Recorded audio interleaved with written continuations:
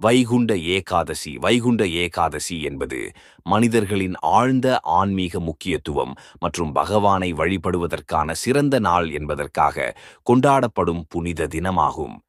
இந்த நாளின் பின்னணி மற்றும் வரலாறு மிகவும் அர்த்தமுள்ளதும் பக்தர்களுக்கு ஆன்மீக முன்னேற்றத்தை வழங்குவதாகும். வைகுண்ட ஏகாதசி வெங்கடேசுவரரின் பெருமையை திரும்ப நினைவில் கொண்டு கொண்டாடப்படும் புனித நாளாகும். இது தெப்ப தீபாவளி என்று அழைக்கப்படுவது. இந்த நாளில் தேவையான பசியிலிருந்து மீண்டு கடவுளின் ஆசீர்வாதம் பெறுவதற்காக விரதம் பிடிப்பது முக்கியம். வைகுண்ட ஏகாதசி எப்பொழுது கொண்டாடப்படும்?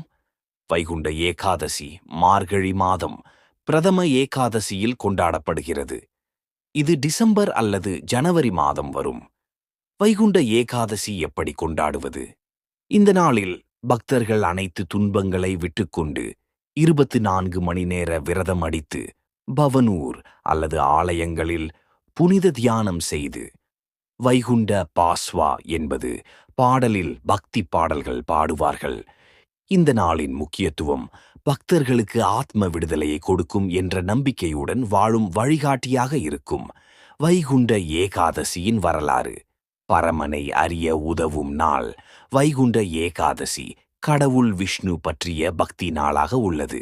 இது பக்தர்களுக்கு அனந்த கால விடுதலை, ஆன்மீக முன்னேற்றம் மற்றும் வைகுண்ட வாசம், கடவுளின் பங்கு அடையும் வழி காட்டுகிறது.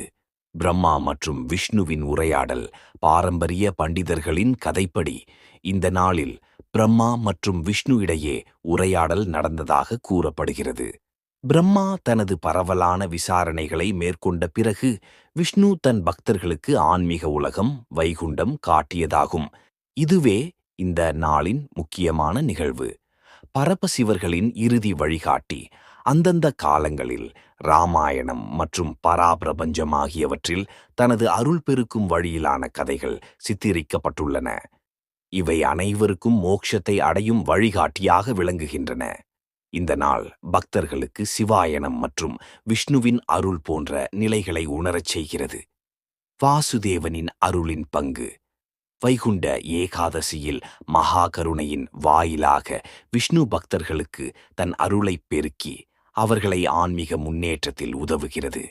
இதனுடைய சிறப்பாக அது கடவுளின் அருளை பெற்று உயிருக்கு தீர்வு கொடுக்கும் என கூறப்படுகிறது. வைகுண்ட ஏகாதசி எப்படி கொண்டாடுவது? பூக்கள் மற்றும் தீபங்கள். இந்த நாளில் கோவில்களில் சிறப்பு பூஜைகள் நடைபெறுகின்றன. பக்தர்கள் விஷ்ணுவுக்கு அர்ப்பணித்த மாலைகள், தீபங்கள் மற்றும் பூஜைகள் மூலம் அவரை வழிபடுவார்கள். பக்தி பாடல்கள் பாடவும் இந்த நாளில் வைகுண்ட பாஸ்வா என்ற சிறப்பான பாடலை பாடுவது முக்கியம். இதனால் பக்தர்களின் மனம் அமைதி அடையும், தேவன் அருளை பெற முடியும். திருவேங்கை யாத்திரை.